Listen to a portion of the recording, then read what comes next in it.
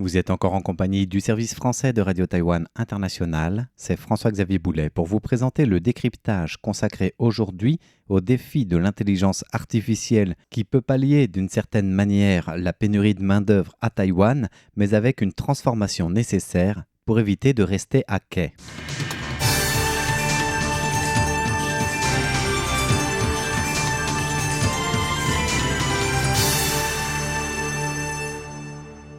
L'intelligence artificielle annoncée comme une révolution hier est d'ores et déjà entrée dans son ère aujourd'hui. Impactera-t-elle à plus ou moins long terme l'emploi ? L'homme sera-t-il définitivement remplacé par l'intelligence artificielle ? La toute dernière étude du MIT, l'Institut de technologie du Massachusetts aux États-Unis, indique que l'IA va remplacer plus de 10% des emplois aux États-Unis. Ces derniers temps, les grands groupes technologiques américains ont multiplié des vagues de licenciements, suscitant l'inquiétude, d'autant plus que c'est annoncé sur la durée. L'IA serait-elle déjà en train de remplacer la main-d'œuvre ? Les analyses, en fait, sont partagées, mais un constat est clair. Certains estiment que cette évolution est inévitable, elle est même engagée. D'autres jugent au contraire que les applications ne sont pas encore suffisamment abouties pour que l'IA remplace l'homme dans son emploi, mais avec une conclusion qui revient tout le temps la même, celle d'une nécessaire adaptation et transformation de notre approche au travail et des tâches assumées pour ne pas rester à quai de l'ère de l'IA. Selon la dernière étude du MIT précisément, ce sont 11% des emplois aux États-Unis qui sont directement menacés et à terme remplacés donc par l'IA. Cela couvre les services professionnels tels que la santé, la finance. Avec le retour en force de Google grâce à Gemini 3, les entreprises pourraient même davantage encore réduire leurs effectifs. Ce qui est d'ailleurs dit en filigrane par le conseiller économique de la Maison-Blanche, Kevin Hassett, qui explique que l'IA vient améliorer de manière effective la productivité et que les entreprises deviennent donc plus prudentes dans l'augmentation de leurs effectifs. Côté taïwanais, la porte-parole de la plateforme de ressources humaines en ligne 1111, Zheng Zhongwei, observe que les emplois dans l'administration de base ou dans les travaux répétitifs pourraient être comprimés, voire remplacés à terme par l'intelligence artificielle. Si elle remplace une partie du travail fondamental, l'IA, toutefois, ne pourra pas remplacer tous les emplois. Les entreprises doivent créer davantage de nouveaux postes pour gérer les activités liées à l'IA. Il y a donc comme une transformation ou un déplacement du travail au fur et à mesure que l'IA progresse sur le marché de l'emploi. Ainsi, jusqu'en novembre, les postes dans les domaines de l'analyse des données, de l'apprentissage profond, de la reconnaissance d'images, de l'entraînement de modèles IA, etc., ont déjà grimpé à 31 000 offres sur le marché de l'emploi taïwanais, ce qui est le double en 7 mois.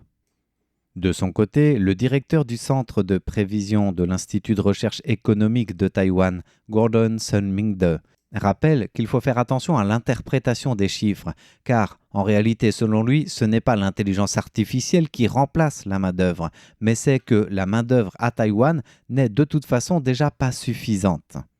Actuellement, tous les secteurs font face à des difficultés de recrutement et à une pénurie de main-d'œuvre. Et si l'IA et les robots peuvent émerger au bon moment, ils viennent alors comme combler ce manque de main-d'œuvre, ce qui n'est pas forcément une mauvaise chose selon cet analyste économique. Alors, concernant le marché de l'emploi et la vie active à Taïwan, au début de cette année 2025, la population active était estimée à environ 11 605 000 personnes. C'est 350 000 personnes de moins qu'en 2020. Le taux de chômage, lui, est contenu sous les 3,3%. Et c'est surtout donc la pénurie de main-d'œuvre dans certains secteurs de la manufacture, qui sont jugés pénibles, ou dans le secteur des soins hospitaliers, qui surgit avec la diminution démographique et donc aussi de la population active, conjuguée au vieillissement de la population. Alors toutes ces données doivent être combinées et lues à travers le prisme de l'arrivée de l'IA dans plusieurs secteurs.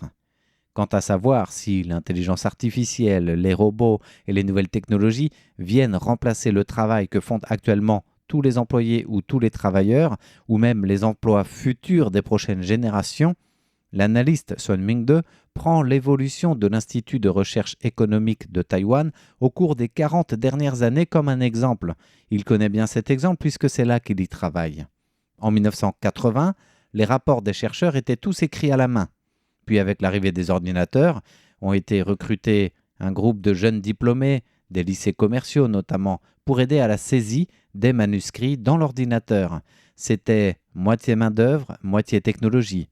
Puis une nouvelle illustration, une nouvelle étape avec les nouveaux chercheurs, eux-mêmes déjà très à l'aise avec l'informatique, entre eux-mêmes leurs données, leur saisie. Et pourtant, cette nouvelle évolution n'a pas été synonyme de perte d'emploi de toutes les premières personnes recrutées pour faire cette saisie informatique. Les dactylographes sont restés en orientant autrement leur travail, comme ils nous le détaillent. Ont-ils perdu leur emploi pour autant? Non, et nous le savons. En réalité, ils connaissaient déjà très bien notre organisation, donc ils se sont réorientés vers des postes d'assistants administratifs, assistants pour les notes de frais, assistants de projet, assistants de recherche, etc.